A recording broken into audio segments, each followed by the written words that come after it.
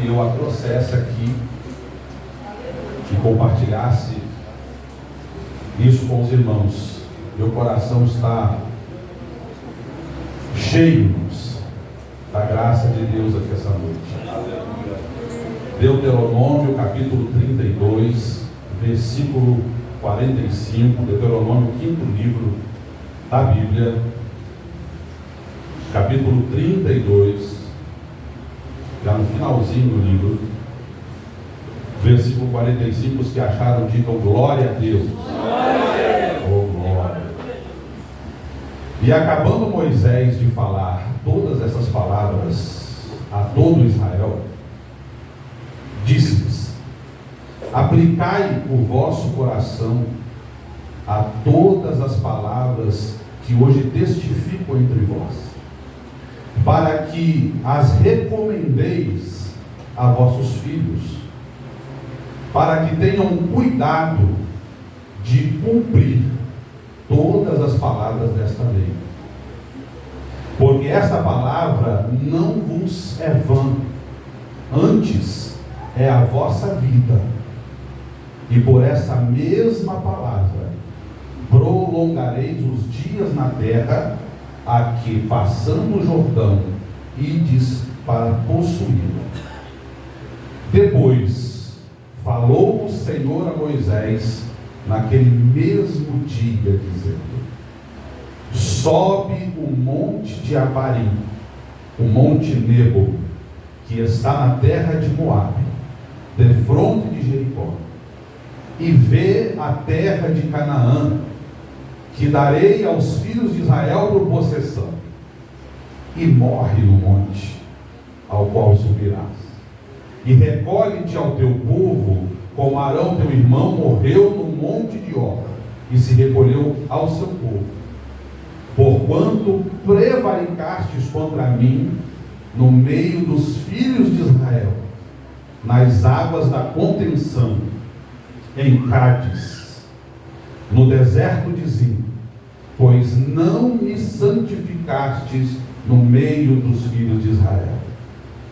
Pelo que verás a terra diante de ti, porém não entrarás nela, na terra que darei aos filhos de Israel. Senhor, essa é a tua palavra, e a tua palavra muitas vezes ela tem o sabor doce como mel, e às vezes ela é como o rolo de revelação que o profeta absorveu, e às vezes ela é amarga. Mas, ó Deus, o Senhor é aquele que fala aos nossos corações e que tem a capacidade de nos dar a interpretação dos tempos, dos momentos, e tem a capacidade de nos colocar, Senhor, na rota que nós precisamos estar. Ó Deus, é promessa da tua palavra, dizendo a nós que quando nós nos desviarmos para a direita ou para a esquerda, nós ouviríamos uma voz atrás de nós dizendo: este é o caminho, anda por ele. Ó Deus, e nós estamos aqui como tua igreja, teu povo, em reverência diante da tua presença, porque esta reunião não é, Senhor, um simples ajuntamento de pessoas, mas esta reunião, ó Pai, é um ajuntamento de santos que formam a tua igreja para render ao Senhor a glória devida ao teu nome. Portanto, ó Deus, manifesta a nós a tua vontade, ó Deus, a tua benignidade essa noite, e enche os nossos corações da tua palavra com alegria, e desperta-nos, e ensina-nos, e exorta-nos, e consola-nos, para que nós possamos, ó Deus, cada dia mais alcançarmos a estatura de varão perfeito. É o que eu te peço em nome de Jesus. Amém. Pode tomar o teu assento, por gentileza. Meus irmãos, irmãs, essa palavra talvez seja uma das palavras, um dos escritos que mais nos deixam uma sensação amarga ao paladar. É uma sensação de falta de entendimento às vezes. E é muito difícil a gente entrar nesse tipo de texto nas igrejas, porque as pessoas nesse tempo, elas querem ter o Deus de amor, o Deus que entrega, o Deus que responde, o Deus que dá. Mas elas não querem ter o Deus que disciplina, e elas também não querem ter paciência para entender que toda disciplina de Deus tem um propósito, e que todo caminho de Deus tem um destino. E as pessoas também têm dificuldade de entender nesse tempo que os pensamentos do Senhor não são como os nossos pensamentos, e os caminhos de Deus não são como os nossos caminhos, mas os pensamentos são mais elevados, os caminhos são mais excelentes. E quando nós achamos que os caminhos do Senhor estão nos levando ao fracasso, na verdade Deus está forjando um plano para poder fazer aquilo que já estava determinado por Ele em relação às nossas vidas. Eu quero voltar à história de Moisés, que nós todos conhecemos, mesmo aqueles que talvez não são evangélicos, mas conhecem a história de Moisés. Afinal de contas, Moisés, depois de Jesus, para nós cristãos, ele é a maior personalidade na história bíblica. Para os israelitas, neste tempo, que ainda não acreditam que Jesus é o Messias, e ainda aguardam a manifestação do Messias, Moisés continua sendo a figura principal da cultura israelita no que diz respeito aos caminhos e às leis do Senhor. Ele continua sendo a referência. Mas eu quero te conduzir com calma hoje aqui a história de Moisés, mas não sobre os aspectos que nós estamos acostumados a ouvir. Eu quero conduzir você pela história de Moisés hoje sobre o aspecto emocional de Moisés e sobre o aspecto psicológico de Moisés, que traça uma trajetória enorme de sacrifícios e que no final da sua vida, aparentemente, ele não recebe o bem de Deus como ele imaginava que deveria receber. Senhor. Moisés, nós já conhecemos a história. Depois que José, que foi um dos maiores administradores da história da humanidade, que fez com que o Egito, que era uma simples nação, se tornasse um grande império, porque foi na época de José que o Egito, que Faraó comprou todas as terras egípcias para si, e que todas as nações do mundo naquela época se submeteram aos egípcios, porque José traçou um plano muito bem estruturado para defender a posição do Egito como nação. Deus deu a José uma revelação, nós sabemos disso, em que durante 7 anos haveria uma fartura muito grande, e que depois seguiriam 7 anos de uma fome que a terra nunca havia passado por ela. E José, inspirado por Deus, porque ninguém administra nada se não for inspirado por ele, José monta um plano e diz para Faraó: Faraó, é assim, nós vamos plantar, nós vamos sobretaxar. Estão acompanhando aí o que está acontecendo no Brasil e Estados Unidos, é mais ou menos essa mesma movimentação.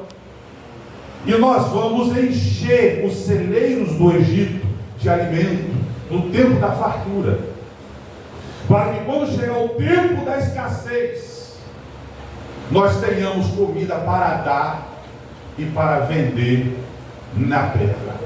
E esse movimento de José fez com que o Egito saísse de uma nação qualquer para um dos maiores impérios que já passaram e que já foram construídos na face dessa terra. Mas como tudo passa, tudo é esquecido. José morre, seus filhos morrem, e os anos vão se passando, e se levanta, diz a Bíblia, um outro faraó, que não conhecia as benesses que José tinha feito pelo Egito. Ele assume o trono, e ele não procura saber como que o Egito se tornou aquela potência, mas ele olha para a terra de Gósen, e ele vê um povo enorme, como um grande formigueiro, e ele começa a se preocupar, porque aquele povo que era o povo de Deus, ele se multiplicava numa velocidade muito maior do que se multiplicavam os egípcios. Então o faraó tem uma grande ideia: como eles estão na nossa terra, e como a terra é nossa, então nós vamos escravizar esse povo, porque politicamente é melhor para nós do Egito que nós tenhamos estrangeiros fazendo os trabalhos braçais e aquilo que vai tirar de nós o nosso conforto. Então os egípcios escravizam os israelitas, e é nesse cenário que nasce o menino Moisés. E ele nasce num cenário difícil, porque ele nasce numa família, num estado de extrema pobreza, em estado de escravidão, e ainda por cima, Faraó, preocupado com o crescimento, ele dá uma ordem imperativa para que todo menino hebreu, todo jovem hebreu do sexo masculino fosse morto quando saísse da madre da sua mãe. E os egípcios, vocês imaginem, quando Israel saiu do Egito liberto, tinham 3 milhões de pessoas. Vocês imaginam que no mínimo 600 a 700 mil casas de hebreus estavam estruturadas na terra de Gósen. Então durante vários meses os egípcios foram entrando nas casas e arrancando as crianças da madre, e as parteiras entregavam as crianças para serem mortas. Nesse contexto nasce Moisés, sem nenhuma possibilidade de se tornar alguém relevante. Nasce numa família pobre, num lugar pobre, num bairro pobre, com uma família pobre, desestruturado, escravo, mas Deus tinha um plano para Moisés que não tem homem que pudesse escrever de que maneira essa jornada iria acontecer. Nada favorecia Moisés. Imagine isso: nasce um bebê e a mãe esconde. Vocês são mães, as irmãs, algumas, ou a maioria já foram, sabe o quanto é difícil fazer com que uma criança não faça nenhum tipo de barulho. Por 90 dias aquela mãe escondeu o filho, mas a criança foi crescendo, e a necessidade de mamar foi ficando maior, e aí começa a engatinhar, e aí começam as cólicas, e aí começa a ter muita dificuldade para esconder a criança. E aí a mãe toma uma decisão que eu não sei se algumas das irmãs aqui teriam a mesma coragem de Joquebede. Ela pega a criança numa última esperança, porque se ela fosse achada, morreria ela, a família e a criança, porque ela escondeu por 3 meses do governador daquela terra que ela tinha um filho. Ela desobedeceu uma ordem. Então ela pega a criança e coloca no cesto. E vocês podem imaginar, hoje em dia, os psicólogos, os terapeutas dizem que os traumas infantis, eles começam até no ventre da mãe, não é? É lá que começa o trauma a acontecer. E aí você tem uma criança que não podia chorar. E aí, mais do que isso, você pega a criança e coloca ela num ambiente hostil, dentro de um cesto, coloca num rio, que era o rio, e até hoje é um dos rios mais perigosos do mundo. Porque tem os maiores crocodilos da terra. E aquele cesto vai descendo o rio Nilo, batendo nas pedras, bate de um lado, bate do outro, desce a corredeira e vai descendo o rio abaixo. E você pode imaginar o impacto naquela criança, de toda aquela situação que ela não entendia, mas aquilo estava gerando influência no seu comportamento. É por isso que às vezes você não entende porque o teu filho às vezes é rebelde, se você proporcionou tudo que talvez você achou que tinha que proporcionar para ele, mas você não conseguiu protegê-lo do ambiente ao redor da criação do teu filho. Você não conseguiu proteger ele das gritarias da sua casa. Você não conseguiu proteger ele das agressões. Aquele ouvidinho pequenininho dele está absorvendo toda aquela carga emocional e espiritual, e de repente você se vê obrigado a colocar o teu filho no mundo, e você não sabe o impacto até ali que toda a convivência ao teu redor gerou naquela criança. Então aquela mãe coloca o cesto no Nilo, e a oração dela é: Senhor, que o Senhor possa providenciar um escape para o meu filho. E ela entrega o cesto nas mãos de Deus, e o cesto desce o Nilo. Quando chega a certo ponto do Nilo, ele entra, obviamente por provisão divina, no lugar aonde a filha de Faraó se banhava, e as suas criadas. E aquela mulher, vendo o cesto e a criança chorando no cesto, ela se compadeceu da criança, e ela toma a criança para si, e ela reconhece que é um hebreu, mas ali já tem uma provisão de Deus, porque uma egípcia em condições normais teria afogado a criança no Nilo, mas ela recebe a criança, e Deus coloca no coração do ímpio amor pelo projeto que é deles. Na hora que ela pega a criança, a irmã de Moisés, mais velha, Miriam, vinha acompanhando o cesto de longe, que era para levar informação para a mãe se o cesto tinha chegado em segurança em algum lugar.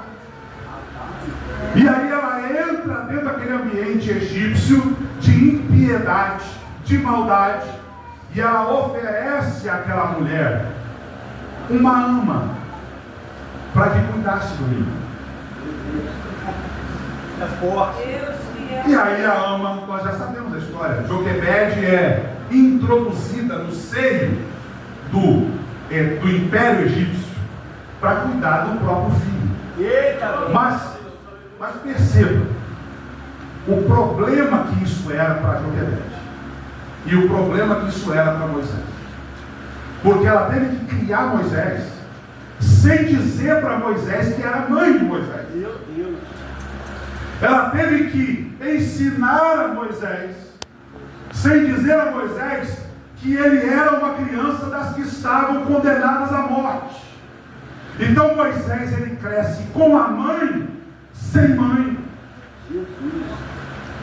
Ele vai crescendo e vai recebendo informações da mãe, da irmã, e a gente sabe que uma criança de 4, 5, 6 anos, ela não guarda segredo.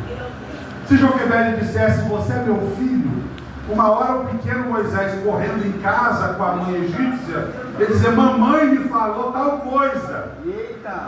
Então Joquebede teve que ser disciplinada para poder conseguir fazer aquilo que Deus queria que ela fizesse, sem se apegar emocionalmente com o próprio filho. Moisés vai crescendo, e aí Moisés foi um menino letrado.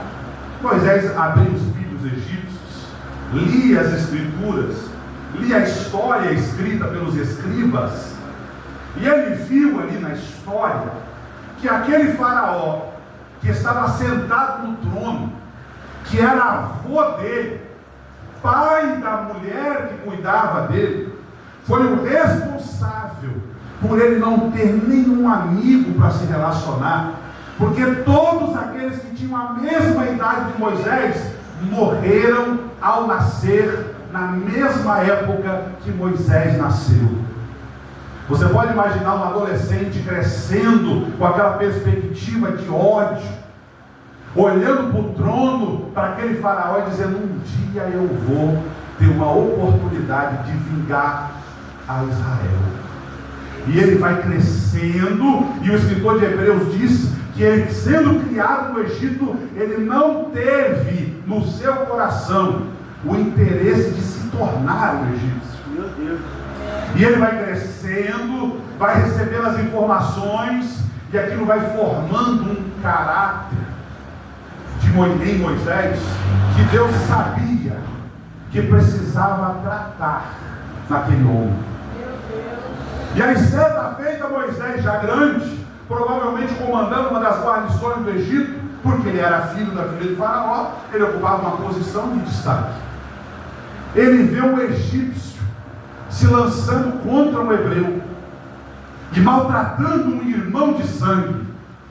E aí, aquele trauma que vem sendo carregado por Moisés se transforma em violência.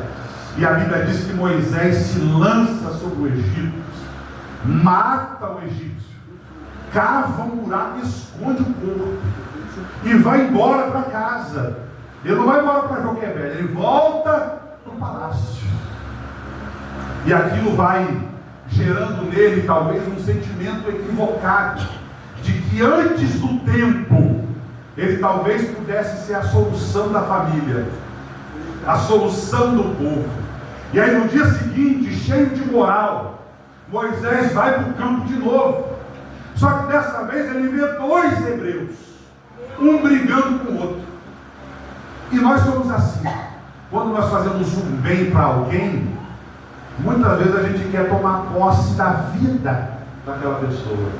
E Moisés achou que já era líder de Israel, porque ele tinha livrado um e matado o egípcio. Na hora que ele acessa a confusão e que ele diz assim: pare, porque vocês são irmãos. Um dos dois, que deveria estar agradecido porque Moisés é o nosso Salvador, vira para Moisés e diz assim: tu vai fazer comigo como você fez ontem com o egípcio? Eita! Imagina o sentimento de ingratidão de Moisés ali. Eu estou tentando ajudar vocês, e vocês estão querendo me denunciar para o faraó. E aí, como Moisés conhecia a lei, Moisés pega todas as suas coisas na calada da noite e some em direção ao deserto, porque ele sabia que a lei era: se alguém ferir o egípcio entre os escravos, será morto. E por mais que ele fosse criado no Egito, ele era hebreu, porque algumas coisas na nossa origem Deus não vai deixar que os traumas retirem de nós.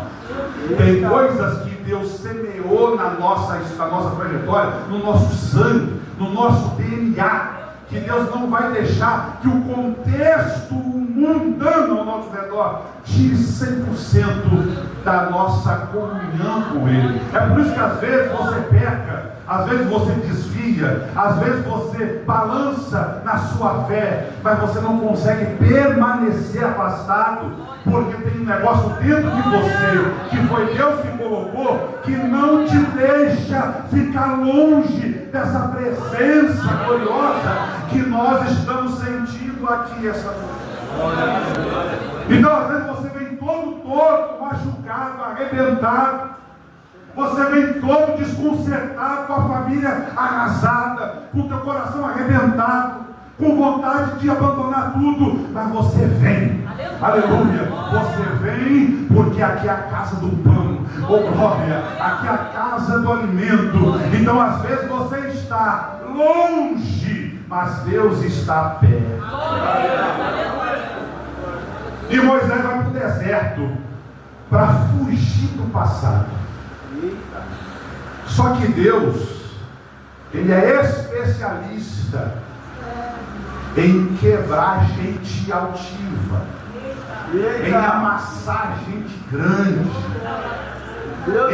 A Bíblia diz que a palavra do Senhor ela é como um martelo que esmiuça lança a penha, quanto mais um coração como o nosso. Moisés vai para o deserto e ele continua achando que ele é libertador dos outros, porque ele senta à beira do poço em Midian e ele vê alguns pastores ali e algumas moças chegam no poço e ele resolve fazer a mesma coisa com eles do que ele tinha feito antes do Egito. Ele continua com a violência no coração. É verdade. E aí ele livra aquelas mulheres, mas Deus, ele é grande demais. Deus, ele usa até o nosso erro para nos colocar no caminho. Eita! Tem vezes que você vai fazer tudo errado mesmo, mas é o jeito que Deus tem de te fazer chegar na beirada do abismo, olhar para baixo e falar assim, para frente não dá. Ou eu volto, ou eu mudo a trajetória. Deus, ele é especialista em fazer isso. E aí ele pega Moisés e ele vai amassando Moisés no deserto. Aquele moço forte, com conhecimento, poderoso, violento, na hora que ele vai para o deserto para poder ser moldado por Deus, ele vai se transformando de um pseudo-governante em um pastor de ovelhas. E os anos vão passando e Moisés ali saiu do palácio, onde ele achava que ele era o bambambam, e vai para o deserto, aonde ele descobriu que ele não era ninguém. E aí ele vai vivendo a vida, submisso ao seu sogro Jetro, com a sua esposa, e vai vivendo a vida. Só que Deus, quando tem um projeto escrito, determinado, pode passar o tempo que for, que o anzol de Deus vai no narizão daquele que é empinado, altivo, soberbo, e Deus vai trazendo você de volta, porque aquilo que está determinado, está determinado. O salmista Davi, no Salmo 139, diz que até os dias da tua vida já estão escritos antes mesmo de você nascer. E aí Deus se encontra com Moisés. Vai acompanhando. Deus se encontra com Moisés na sarça. Nós conhecemos a história maravilhosa. Tira a sandália dos pés, volta àquela consciência de que você é escravo, ok? Porque o lugar que você está é terra santa. E aí Deus chama Moisés e fala: Moisés, agora eu preciso libertar o meu povo, porque eu tenho ouvido o clamor. Olha o choque que Moisés deu. Logo eu saí correndo de lá. Eu não sei quem é o faraó que está sentado no trono. Eu não sei se a minha mãe egípcia ainda está viva depois de 40 anos. O meu nome está lá escrito na Justiça Federal do Egito como assassino. Se eu volto para lá, eles vão me colocar na cadeia e vão mandar me matar. Vocês acham que foi à toa que Deus mandou Arão como voz de Moisés? Não, olha, você vai ficar em silêncio. Você vai dizer para Arão, e Arão vai dizer para Faraó, porque eu vou camuflar sua vida, e você vai voltar aos passos do seu passado, para eu consertar algumas coisinhas na sua história. Moisés volta. Eu não vou me ater aos detalhes das pragas. Nós sabemos que Deus faz coisas extraordinárias através da vida de Moisés, através da vida de Arão.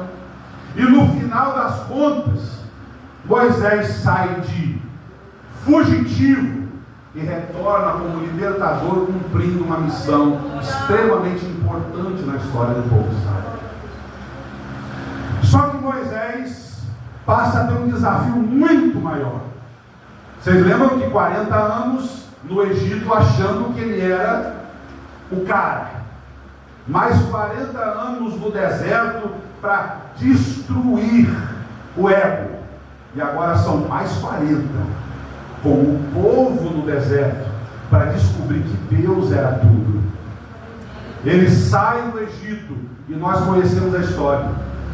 Até aqui, até esse momento que eu estou te contando essa história, Moisés não teve hora nenhuma de vida fácil. Moisés não teve um respiro. E aí, ele sai como libertador, era para se tornar grandão. E aí ele descobre que ainda é mais difícil, depois que você se torna um líder, conduzir pessoas para caminharem junto contigo, você tendo que superar traumas do passado, superar as dificuldades do presente e ainda não deixar de acreditar na perspectiva do futuro. Muitas vezes nós desistimos da caminhada porque nós não aguentamos a pressão de termos que levar gente que não merece, na nossa concepção, estar naquela posição junto conosco. E nós temos que carregar, porque a missão não é sobre nós, a missão é sobre eles. O plano, eu sou parte dele, mas não é sobre mim. Aleluia. Moisés vai carregando aquele povo, e você já conhece muito bem essa história. Povo difícil, povo rebelde, dava sede de reclamar, dava fome, Deus tinha que mandar maná. Aí o pão não era suficiente. Aí agora nós queremos a carne do Egito. Aí Deus tem que mandar codorna. Aí não é suficiente. Aí está calor. Aí Deus tem que mandar nuvem. Está frio. Deus tem que mandar coluna. E o povo não agrada. E você vai daqui, vai de lá. Samba para cá. Se remove para lá. E tenta agradar um, agradar a todos. E não agrada ninguém. Diferente não. E aí Deus olha para você e fica quieto. Por quê? Porque ele ainda tem, depois que o diamante sai as impurezas, aí Deus tem que fazer aquele formatozinho bonitinho, você conhece? Tem que passar no esmeril para moldar o diamante. E aí Moisés vai andando e vai carregando o fardo atrás. E aí, gente, eu pessoalmente, particularmente, eu não aguentaria o que Moisés aguentou. Eu já tinha chutado o pau da barraca. Aí, quando Moisés sobe ao Monte Sinai para receber as tábuas com a lei do Senhor para o povo, o homem passa 40 dias e 40 noites sem comer uma ervilha e sem beber um copo d'água. Ele não aguenta nem ficar sem tomar um copinho de café. 40 dias e 40 noites ali. E o problema nem dele era, porque o povo era de Deus, não era dele. Aí o que acontece? No auge de tudo, estavam na beirada da terra. Aí Moisés estava demorando demais para fazer aquilo que eles queriam que fosse feito. Aí eles olham para o outro assim, falam assim: vamos lá falar com o sacerdote, porque Moisés deve ter morrido em cima do monte. E eles vão até Arão e falam assim: Arão, teu irmão já era. Nós precisamos de um Deus que a gente possa ver, tocar. Pega aqui as joias que nós ganhamos de presente no Egito e faz para nós um Deus. E Moisés recebendo a revelação lá em cima, e o povo queimando incenso ao bezerro aqui embaixo. E Moisés tendo que se manter firme lá em cima. Aí Deus para a adoração e fala assim: Moisés, olha bem as palavras de Deus, desce depressa, porque o teu povo se corrompeu.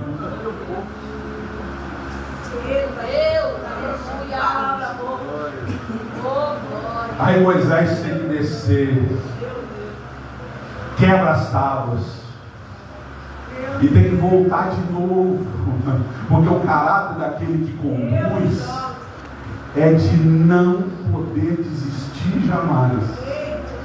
Ele sobe de novo, e aí Deus faz para Moisés uma proposta que eu acho que eu e você aceitaríamos a proposta dele. Com certeza. Deus fala para Moisés assim: é o seguinte, Moisés, esse povo não vale nada. Eita! É como se Deus falasse aqui com a pastora Flávia, com o pastor Roberto, o seguinte: ó, esse povo aí não tem mais jeito, vocês fazem, oram por ele e tal, e eles não se convertem. Então é o seguinte: o que você acha de eu te transferir para São Paulo, uma igreja cheia de gente já, os ministérios tudo estruturado, ninguém vai embora, ninguém abandona o seu posto. O que o senhor acha, pastor? O senhor acha, pastora Fábio? Deus fala com Moisés: Moisés, é o seguinte, eu vou matar todos e vou fazer de você uma grande nação. Que proposta! Deus fez a proposta. Aí sabe o que Moisés fez? Ele era homem de Deus demais. Ou se não, não é sobre mim, é sobre a missão que o Senhor me deu. Viu?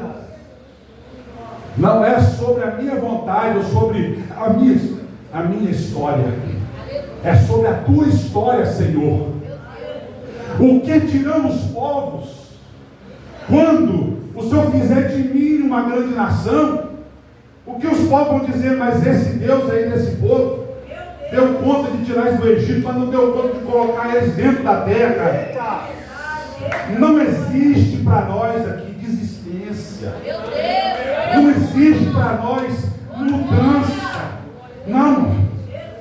Eu vou fazer diferente. Não. Eu vou mudar o jeito. Não. Não. Não. Não. Não é sobre você. É sobre o projeto de Deus.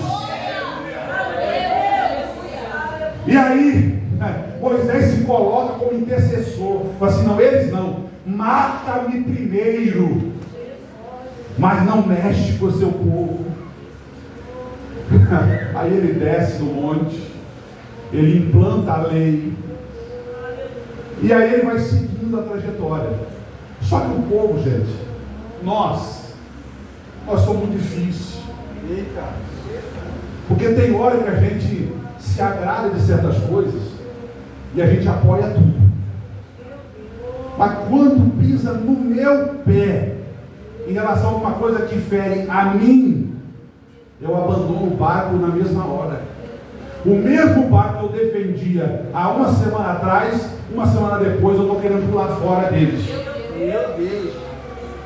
Aí o povo, vendo tudo aquilo acontecer, Moisés defender a causa, descer com o rosto glorificado, Deus descer no santuário, no tabernáculo levantado no deserto, coisas extraordinárias acontecendo. Quando batia a fome e a sede, eles voltavam a pensar no Egito o tempo todo.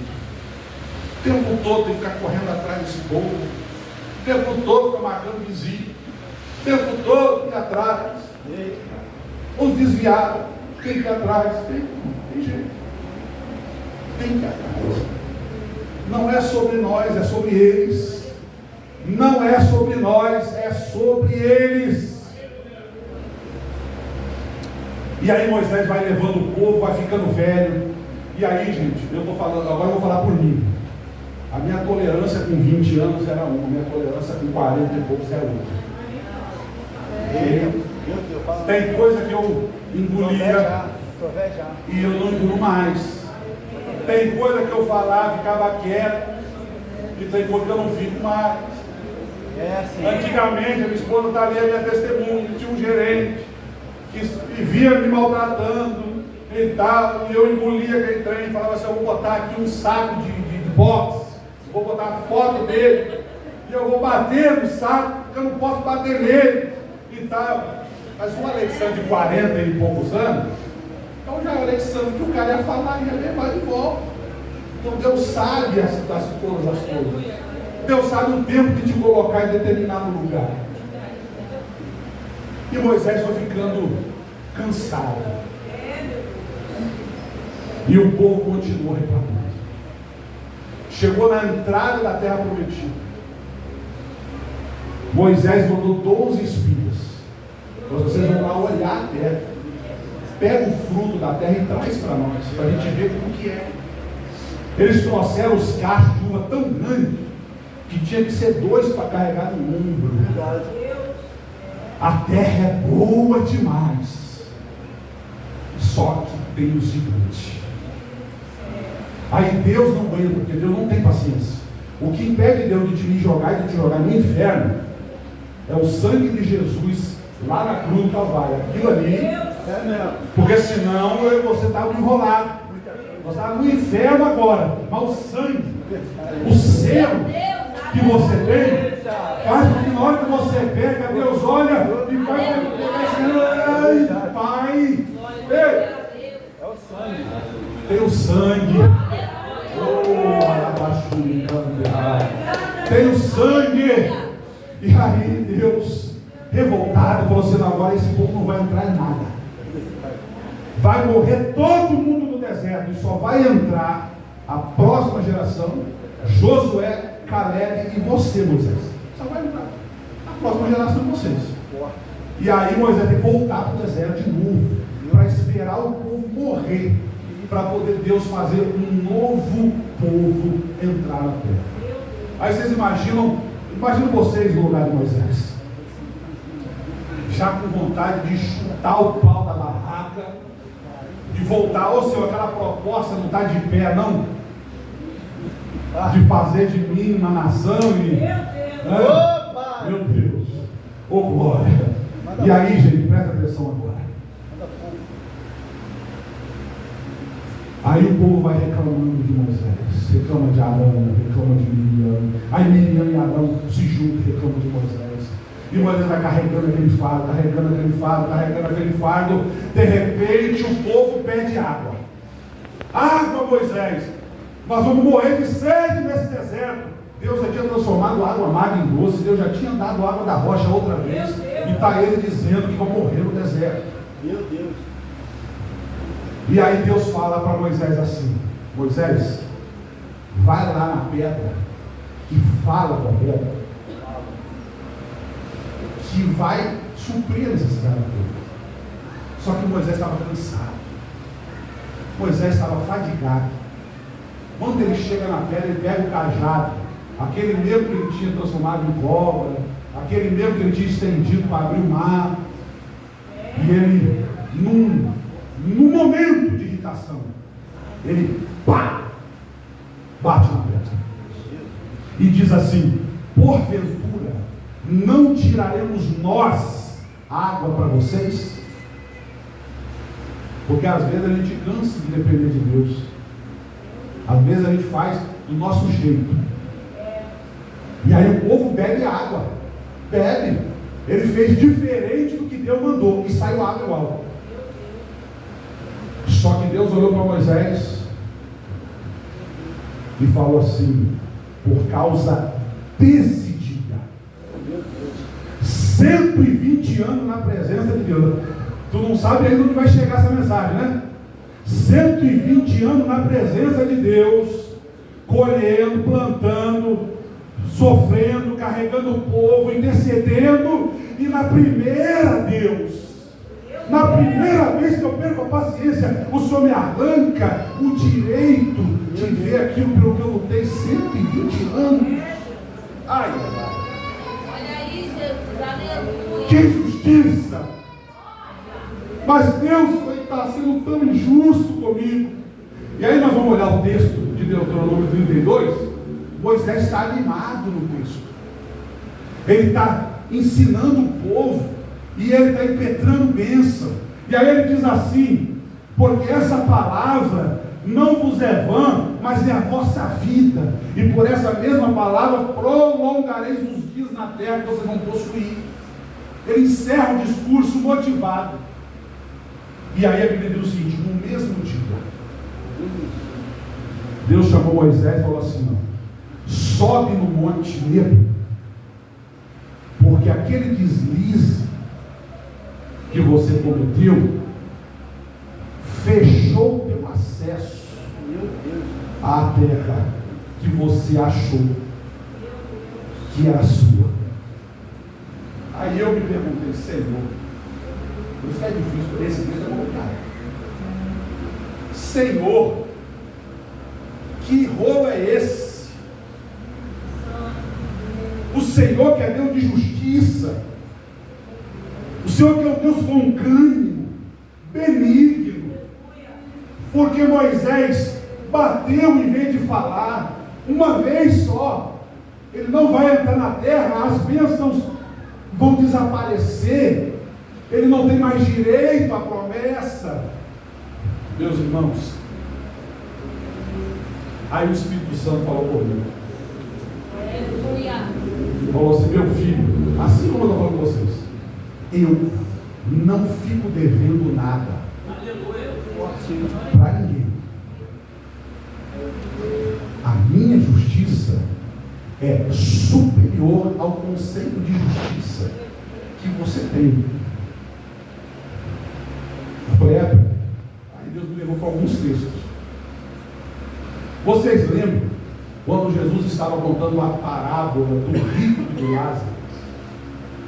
Que morre o rico, morre Lázaro. Um vai para o seio de Abraão. Presta atenção, revolve a atenção aqui agora.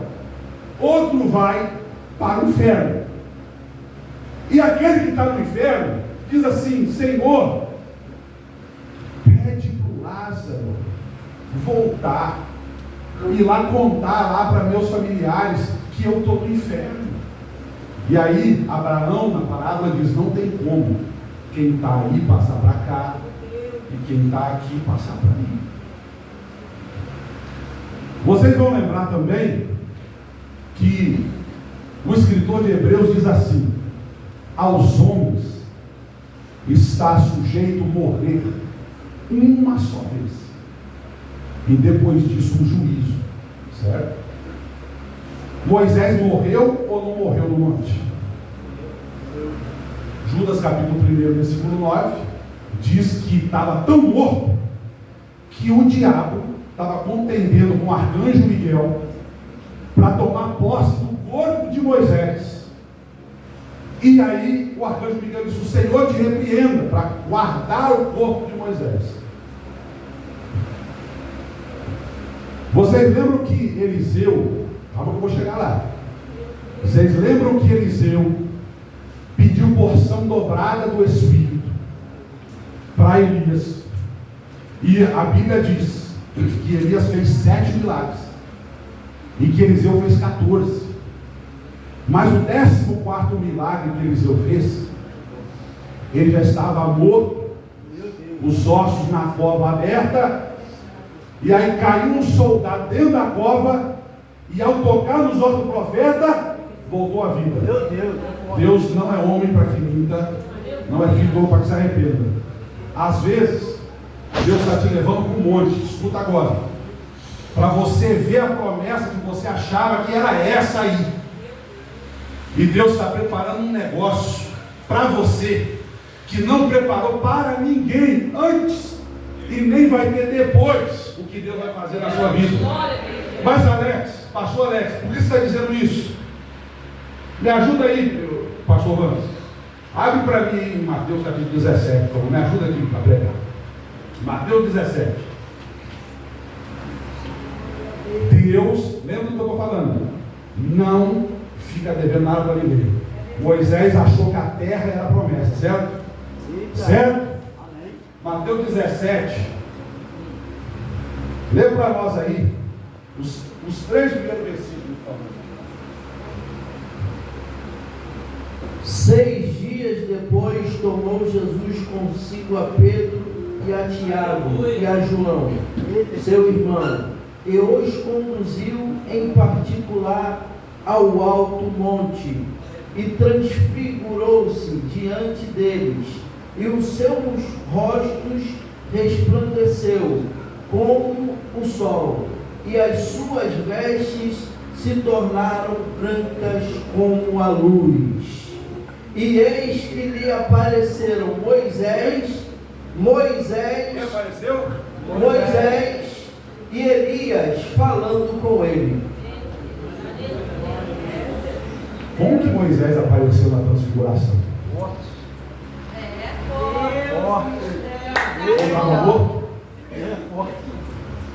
Jesus disse assim para Marta: quem crê em mim, ainda que esteja morto, viverá. Deus tem tanto poder para fazer na sua vida que você não espera, que Ele é capaz de mudar a regra do jogo para poder fazer na sua vida o que você achava que era impossível. Oh, glória! Moisés estava morto, todo mundo dizendo: Deus acabou com o sonho de Moisés. E Deus escreveu na história de Moisés assim: a terra é pouco para o preço que você pagou. Você vai ver o meu filho glorificado sobre a terra. Há uma revelação de Deus para nós. Há algo de Deus que é muito acima daquilo que nós podemos pedir ou pensar. A Bíblia diz que o Senhor tem preparado aquilo que o teu olho não viu, o teu ouvido não ouviu, e ainda não subiu ao teu coração aquilo que Ele tem preparado para a sua vida. Oh, aleluia! Oh, glória! Receba essa noite uma palavra de Deus para o teu coração. Oh, glória! Ainda que você pense que aquele projeto está morto, mas Deus pode trazer de volta a vida.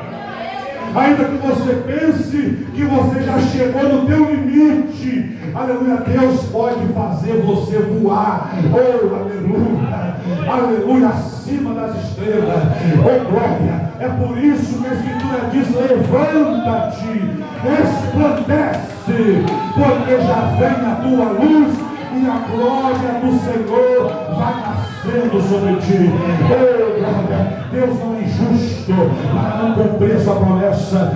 Deus não é homem para não cumprir promessa. Deus não se arrepende da palavra lançada na tua direção. A palavra que Deus mandou na tua direção, ela não volta para si vazia, mas ela produz o resultado para o qual ela está sendo enviada. Louvado seja o nome do Senhor. Se coloca de pé em nome de Jesus. Oh, aleluia! Deus é Deus que cumpre promessa. Deus é Deus que dá, aleluia, de volta aquilo que você depositou como semente.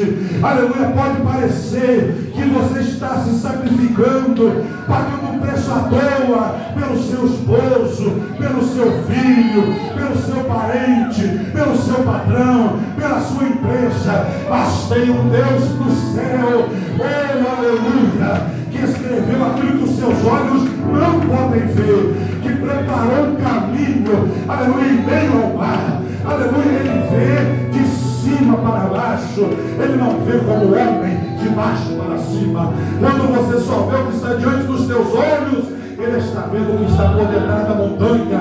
Aleluia, Ele tem preparado algo grande ao teu respeito.